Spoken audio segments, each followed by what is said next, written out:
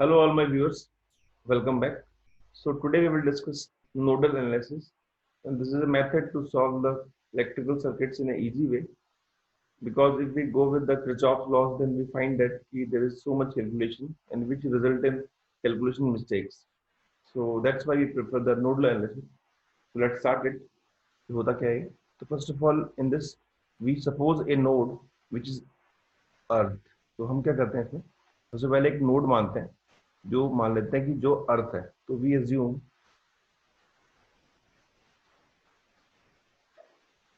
A node which is earth. उसका मतलब क्या है? अगर हम उसको अर्थ किया, दैट मीन कि उसका पोटेंशियल जीरो हो गया. ठीक है. देन वी अप्लाई KCL और KVL एट अदर नोड्स. उसके बाद हम किसी और नोड पे KCL या KVL लगा सकते हैं. फिर देखते हैं इस सवाल को, और इस क्वेश्चन के हेल्प से समझते हैं कि नोडल क्या होता है. तो हमने इसको अर्थ कर दिया, मतलब इसका पोटेंशियल हो गया जीरो. लेट्स सपोज इस नोड का पोटेंशियल है V. ठीक. मैं क्या V निकाल सकता हूँ? बिल्कुल निकाल सकता हूँ. अगर मैं इस लूप में यहाँ पे KVL लगा लूँ, तो मैं लिखूंगा यहाँ से, इस पॉइंट स्टार्ट करता हूँ, 0 + 10, साइन जो बाद में आया बोलेंगे, this is plus, this is minus, और इक्वल टू, मतलब V की वैल्यू आ गई यहाँ पर 10 वोल्ट. तो V आ गया 10 वोल्ट. ठीक है. अगर मैं मान लूँ कि यहाँ पे करंट जा रहा है I1, तो plus minus, this is plus minus. अब एक बार यहाँ लगा देता हूँ मैं, यहाँ से यहाँ तक KVL. तो मैं KVL लगाता हूँ,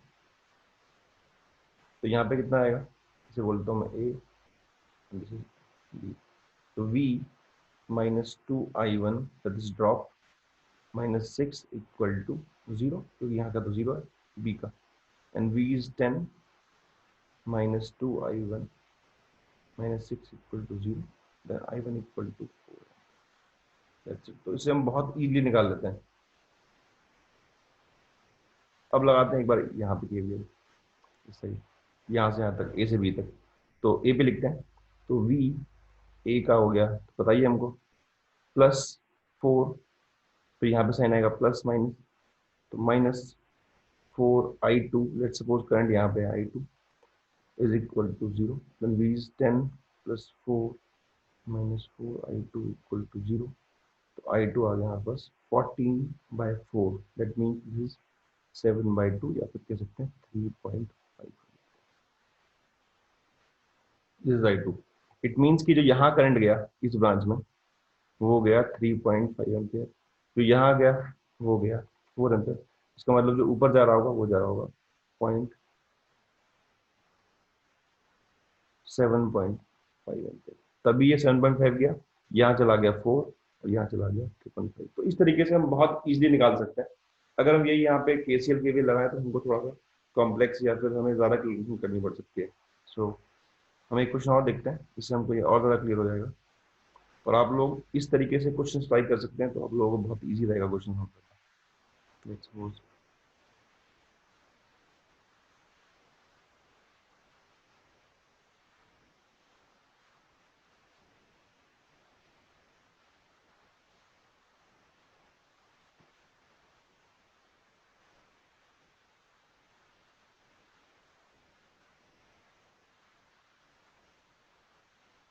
so this is 2 ohm, this is 1 ohm, this is 6 volt, this is 4 volt, this is 1 ohm, this is 2 ohm, this is 8 volt, this is 2 ohm, and this is 10.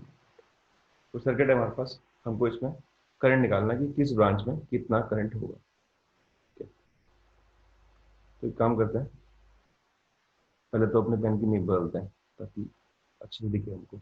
अब लेट सपोज, पहला point भैया कि हमको मानना है कि let suppose if node which is earth. तो हमने मान लिया कि ये नोड जो है अर्थ है. किसी को मान सकते हैं, ये मान लेते हैं ये नोड अर्थ. अब अगले नोड पे लगाना है हमको केवल केसीएल. तो लगाते हैं इस नोड. अब पिछले केस में तो क्वेश्चन बहुत इजी था, क्योंकि बीच वाली ब्रांच में खाली एक बैटरी थी. हमने सीधा बोल दिया कि इस पॉइंट का पोटेंशियल 10 वोल्ट आ गया. लेकिन यहाँ पे ऐसा नहीं है, यहाँ पे इतना इजी भी नहीं है, तो हमको इसमें करना पड़ेगा। तो हम क्या करते हैं, हम मानते हैं कि लेट सपोज यहाँ पे करंट जा रहा है इस ब्रांच से, this current is I1, this current is I2 and this current is I3। Let कर लिया हमने तीनों करंट को। अब लगाते हैं KCL। KCL eight node A. Find क्या करना है, फाइंड करना है find current in all branches. ठीक है, तो मैं लगा रहा हूँ KCL एट नोड ए। तो देखते हैं, तो इस नोड पे केसीएल कहता है कि जितना करंट एंटर करेगा उतना ही करंट लीव करेगा। तो इस नोड पे कोई तो एंटर नहीं कर रहा, तो entering current is 0 and the current leaving is I1 plus I2 plus I3। This is entering and this is leaving. ठीक है, अब क्या करते हैं, मैं एक बार इस लूप में कि अब करंट ऐसे आ रहा है तो प्लस माइनस प्लस माइनस, मैं एक बार यहां से लेकर यहां तक केवल लगाता हूं सर्किट में, इस पॉइंट तक ए से बी तक। तो कितना आएगा, this will become V plus 6 minus I minus 2I equal to 0। तो इससे I1 आएगा हमारे पास V प्लस 6। सिमिलरली मैं एक बार यहाँ से लगाता हूँ इस वाले में कितना, किरचॉफ्स ओपन लूप। तो V प्लस 4, साइन जो बाद में आता है वो लेते हैं, minus this is plus minus plus minus I2 minus plus 8 minus 2I2 equal to 0। तो आएगा V plus 12 upon 3 equal to. Similarly अगर मैं यहाँ लगाता हूँ सर्किट में यहाँ से यहाँ तक, तो V minus 10 minus 2I3 equal to 0। तो I3 आ गया हमारे पास V माइनस 10। इवन आपको इतनी बार बार केवीएल लगाने की जरूरत भी नहीं है, हमने तो इतनी बार केवीएल लगाया क्योंकि मैं बता रहा हूँ आपको। अब वो करना क्या, खाली अब जहां पे लिख रहे हो, मान लो आपने V लिखा, ठीक है, तो V के बाद आप ऊपर लिखोगे वोल्टेज सारा और नीचे लिखोगे रेजिस्टेंस। ठीक है, तो करना क्या है, V के बाद लिखोगे साइन जो वोल्टेज का बाद में आ रहा है, बाद में क्या आ रहा है प्लस, तो हम लिखेंगे V plus 6 upon net resistance 1 plus 2 3 आ गया एग्जैक्टली। बहुत ईजी है। इसे यहाँ लिखते हैं, V बाद में क्या आ रहा है 4, ये भी क्या आ रहा है प्लस 8, तो V प्लस 4 प्लस 8 कितना हो गया V plus 12 upon net resistance. Similarly यहाँ करता हूँ मैं इसको तीसरे वाले में, तो V यहाँ बाद में आ रहा है माइनस, तो minus 10 upon net resistance, that's it. तो आपको सिंपली ऐसे निकाल सकते हो करंट की वैल्यू। अब तीनों को यहाँ उठा के पुट कर दो, तो ये आ गया V plus 6 upon 3 plus V plus 12 upon 3 plus V minus 10 upon 2 equal to 0। This will become V upon 3 plus 2 plus V upon 3 plus 4 plus V upon 2 minus 5 equal to 0, and that is V upon 2 by 3 plus 1 by 2 is equal to 5 minus 4 minus 2। तो answer ले लेते हैं यहाँ पे, this will become 6 and 4 plus 3 V equal to minus plus 1। Further देखते हैं, तो V आ गया हमारे पास माइनस 6/7। ये वोल्टेज आ गया किस पॉइंट का, ये आ गया ए पॉइंट का वोल्टेज। आपको करंट निकालना है, ठीक है भाई करंट निकाल देते हैं, अब तो इजी हो गया।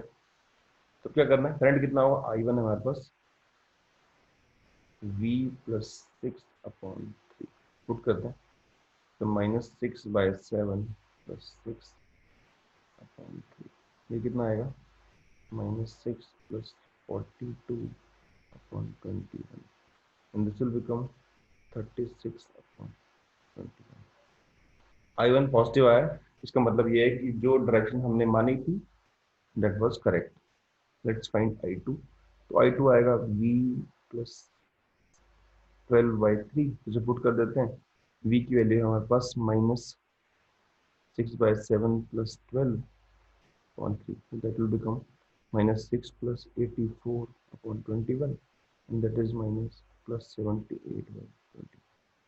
सिमिलरली हम i3 निकाल सकते हैं। i3 मेरे पास v माइनस 10/2 दैट इज -6/7 -10/2 -76/14। तो इस तरीके से आप ये क्वेश्चन सॉल्व कर सकते हो बहुत इजीली। और ये आपको क्वेश्चन बड़ा दिख रहा होगा लेकिन सारी कैलकुलेशन है कुछ भी नहीं है, और इसमें मिस्टेक्स भी थोड़ी कम होती हैं। तो that's it for this method. अब इस तरीके से आप सारे क्वेश्चन ट्राई कर सकते हो केस से छोड़ के, तो आप लोगों को फील होगा कि ये मेथड बहुत इजी है और इससे हम बहुत इजीली सारे आंसर निकाल लेते हैं। तो that's it. Thanks for watching.